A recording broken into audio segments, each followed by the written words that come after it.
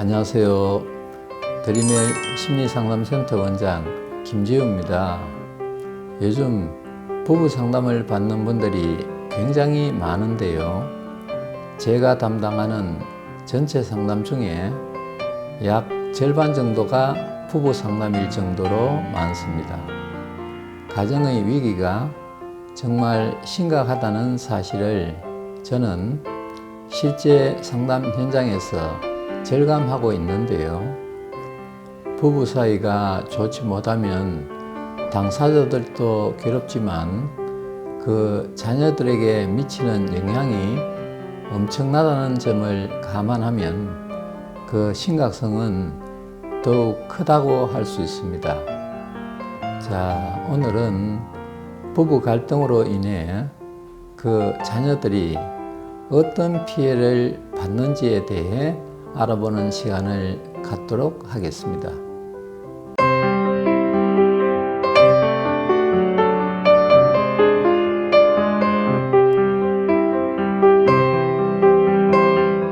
저에게 각종 신경증으로 상담받는 분들에게는 공통점이 한 가지 있습니다. 그것은 어릴 때 부모님으로부터 따뜻한 관심을 받지 못했거나 학대를 당한 경험이 있다는 것입니다. 물론 전부는 아니지만 어릴 때 부모님의 불안정한 모습이 투영된 결과로 인해 열등감이라든지 강박증, 그리고 피해망상증과 같은 신경증에 시달리는 경우가 대부분인 것은 사실입니다. 부모들이 불안정한 이유는 뭘까요? 결론부터 말씀드리자면 부부 사이가 좋지 않기 때문입니다. 이것이 핵심적인 요인인데요.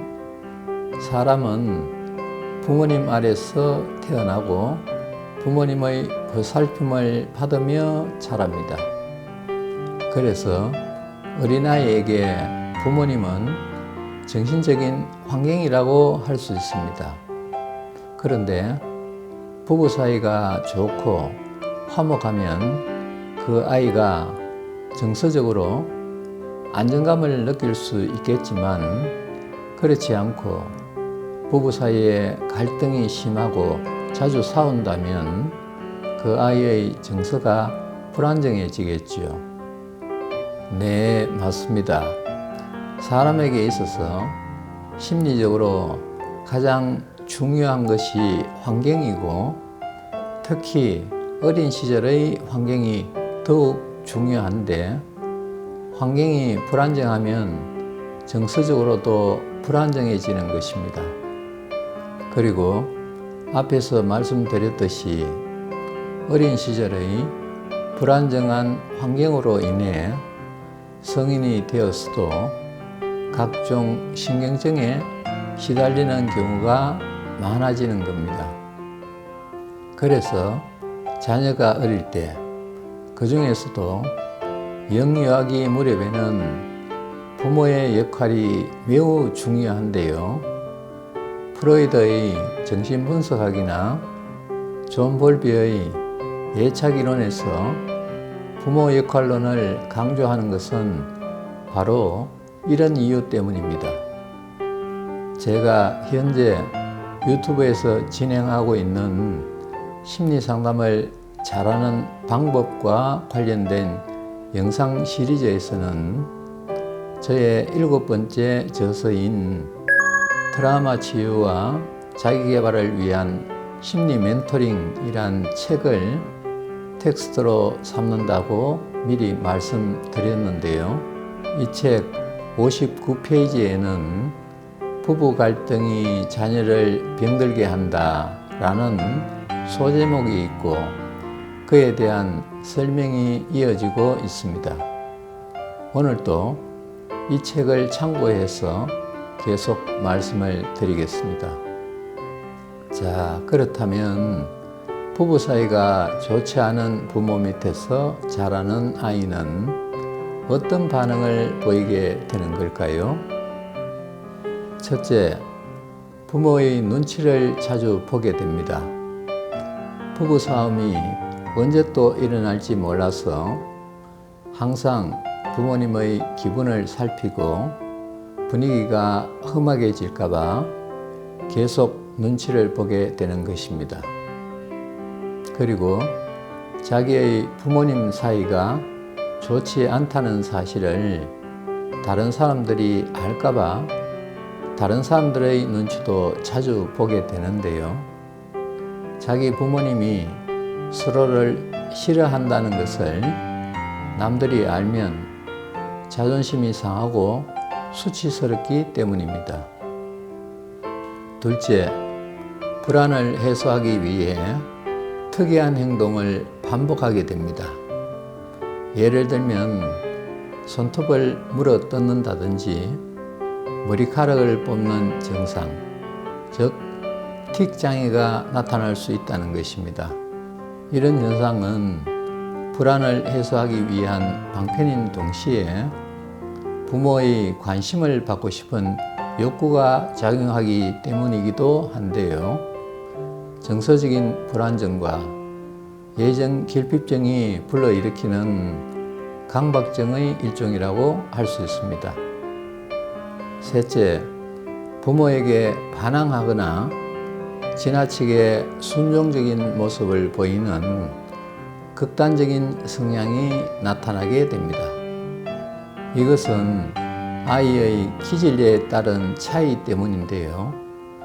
만약 아이의 기질이 억세고 강하다면 부모에게 반항을 하게 되고, 반대로 기질이 약한 아이는 부모가 화를 내고 혼을 낼까봐 무서워서 아예 착한 아이 행세를 하게 되는 것입니다.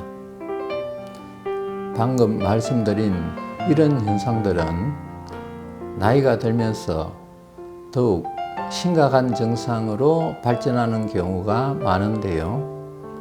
어릴 때 형성된 부정적인 자아상이 열등감과 피해의식, 강박증을 불러일으키고 대개는 사회공포증으로 발전하게 됩니다. 사회공포증은 대인기피증, 발표공포증, 시선공포증을 아우르는 증상인데 남들의 눈치를 자주 보는 것이 사회공포증을 가진 사람들에게서 두드러지게 나타나는 특징입니다. 그래서 대인관계가 어려워지고 심하면 정상적인 사회생활을 아예 못하는 경우가 발생할 수도 있습니다. 그리고 반항심이 심해지면 비행 청소년이나 범죄자가 되는 경우도 있을 수 있고요.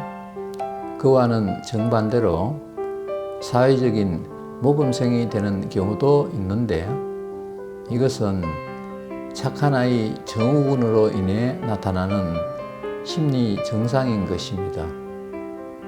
이러한 문제들은 결국 정서적인 불안정이 원인이 되어서 나타나는데 그것은 어릴 때의 가정 분위기, 즉 부모의 부부 사이가 원만하지 못했다는 반증이라고 할 수 있습니다.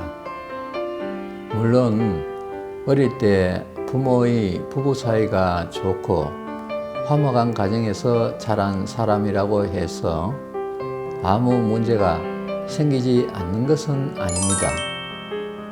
다른 요인으로 인해 여러 가지 심리적인 문제가 발생할 수도 있죠.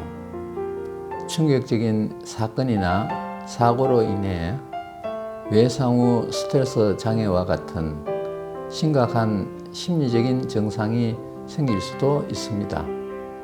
하지만 부부 사이가 좋은 가정에서 자란 사람이 정서적으로 더욱 안정적이고 나이가 들었어도 원만한 사회생활을 영위하는 경우가 그렇지 않은 사람보다 훨씬 많다는 사실을 우리는 잘 알고 있습니다. 그래서 어릴 때의 정신적인 환경인 부모의 부부 사이가 그 자녀에게 미치는 영향이 엄청나게 크다는 사실도 우리는 잘 알아야 하는 것입니다. 특히 요즘처럼 부부 갈등이 심화되고 이혼율이 높은 시대에는 그 자녀에 대한 심리적인 안전을 위한 대책을 마련하는 것이 절실히 요청된다고 하겠습니다. 자, 오늘은 부부 갈등으로 인해 그 자녀들이 어떤 피해를 받는지에 대해 말씀드렸는데요. 다음에도 심리 상담을 잘할 수 있는 방법에 대한 멘토링을 이어가도록 하겠습니다. 오늘 제가 말씀드린 내용이 도움이 되었다면 좋아요와 구독을 눌러주시고 댓글도 달아주시면 저에게 큰 힘이 되겠습니다. 아울러 궁금한 점이나 듣고 싶은 내용이 있을 때도 댓글을 달아주시면 정성껏 답글을 작성해서 올려드리겠습니다. 감사합니다.